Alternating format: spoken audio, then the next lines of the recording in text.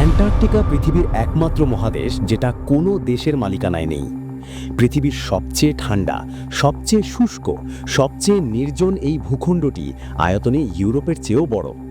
তবুও আশ্চর্যজনকভাবে মানব ইতিহাসের বড় বড় রাজনৈতিক সিদ্ধান্তের সঙ্গে এই বরফে ঢাকা মহাদেশটি গভীরভাবে জড়িয়ে আছে। প্রাচীন গ্রিক দার্শনিকরা বিশ্বাস করতেন উত্তর গোলার্ধের বিপরীতে অবশ্যই একটি বিশাল ভূমি থাকতে হবে, যাতে পৃথিবীর ভারসাম্য বজায় থাকে। সেই ধারণা থেকেই জন্ম নেয় টেরা অস্ট্রালিস ইনকগনিটা, অজানা দক্ষিণ ভূমি। শত শত বছর ধরে এটি ছিল শুধু মানচিত্রে আঁকা একটি কল্পিত স্থান। 1820 সালে প্রথমবারের মতো নিশ্চিতভাবে মানুষ অ্যান্টার্কটিকার মূল ভূখণ্ড দেখতে পায়।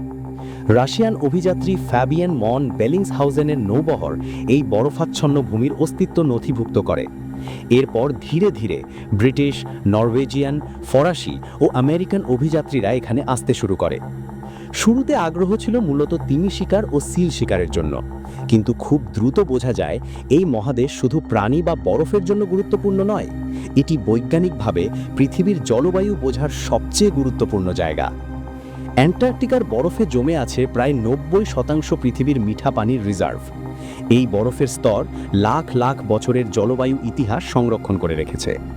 বরফের কোর বিশ্লেষণ করে বিজ্ঞানীরা জানতে পারেন পৃথিবীর তাপমাত্রা, কার্বন ডাই অক্সাইডের মাত্রা এবং জলবায়ু পরিবর্তনের ইতিহাস।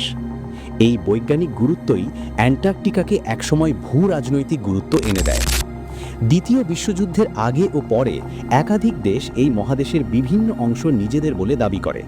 Britain, Argentina, Chile, Australia, France, Norway প্রতিটি দেশই মানচিত্রে রেখা টেনে দাবি জানায়।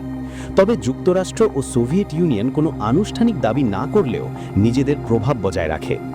এই টানাপোড়েনের ফলেই 1959 সালে স্বাক্ষরিত হয় অ্যান্টার্কটিক ট্রিটি। এই চুক্তি অনুযায়ী অ্যান্টার্কটিকা শুধুমাত্র শান্তিপূর্ণ ও বৈজ্ঞানিক কাজে ব্যবহার করা যাবে। সামরিক ঘাঁটি, অস্ত্র পরীক্ষা ও পারমাণবিক বিস্ফোরণ সম্পূর্ণ নিষিদ্ধ করা হয়। এটা ইতিহাসের একটি ব্যতিক্রমী ঘটনা। পৃথিবীর বড় শক্তিগুলো প্রথমবারের মতো একটি সম্পূর্ণ মহাদেশকে যুদ্ধের বাইরে রাখার সিদ্ধান্ত নেয়। আজ পর্যন্ত 50টিরও বেশি দেশ এই চুক্তির অংশ। এর আওতায় শতাধিক গবেষণা স্টেশন গড়ে উঠেছে। যুক্তরাষ্ট্রের ম্যাকমার্ডো স্টেশন, রাশিয়ার ভস্টক স্টেশন, ব্রিটেনের রদেরা, চীনের কুনলুন সবগুলোই বৈজ্ঞানিক গবেষণার জন্য ব্যবহৃত হয়। তবে এখানেই প্রশ্ন আসে, যদি অ্যান্টার্কটিকা শুধু বিজ্ঞান আর শান্তির জায়গা হয়, তাহলে প্রবেশ এত নিয়ন্ত্রিত কেন? কেন এখানে ব্যক্তিগত ভ্রমণ কঠোরভাবে নিয়ন্ত্রিত?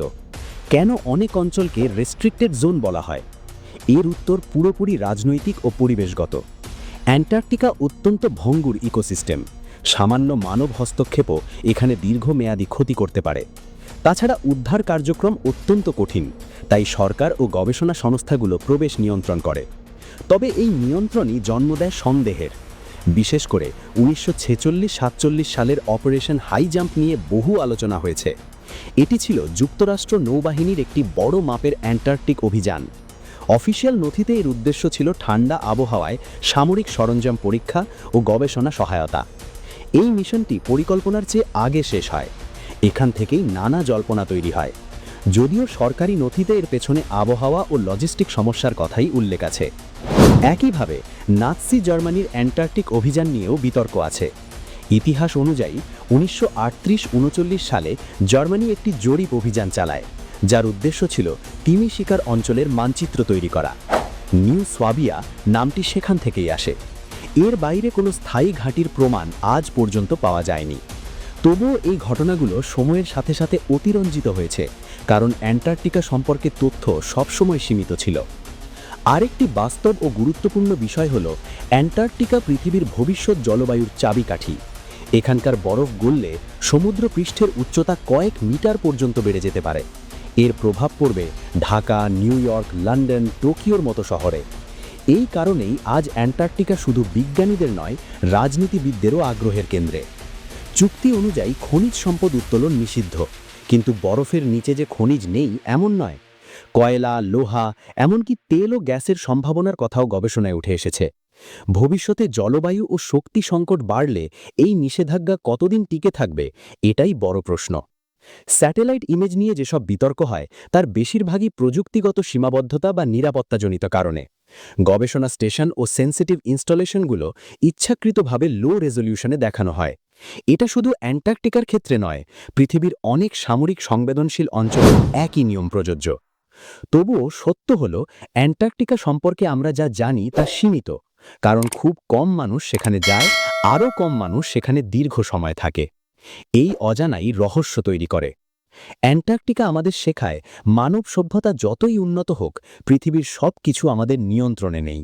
এই বরফে ঢাকা মহাদেশটি প্রকৃতির শক্তি, সময়ের গভীরতা আর মানুষের সীমাবদ্ধতার একটি জীবন্ত প্রমাণ। এটা কোনো কল্পকাহিনী নয়, এটা পুরোপুরি বাস্তব। আর বাস্তব বলেই এটা এতটা রহস্য ঘেরা। কারণ এখানে ভয় লুকিয়ে নেই গল্পে, ভয় লুকিয়ে আছে ভবিষ্যতে। যদি তুমি এমন বাস্তব, গভীর ও প্রশ্ন জাগানো এমন অজানা রহস্য দেখতে চাও যেখানে গল্প নয়, তথ্য কথা বলে, তাহলে এই চ্যানেলটি সাবস্ক্রাইব করে রাখো। কারণ পরের ভিডিওগুলোতে আমরা ইতিহাস, বিজ্ঞান আর ক্ষমতার সেই সব অধ্যায় খুলব যেগুলো জানা জরুরি কিন্তু সহজ নয়।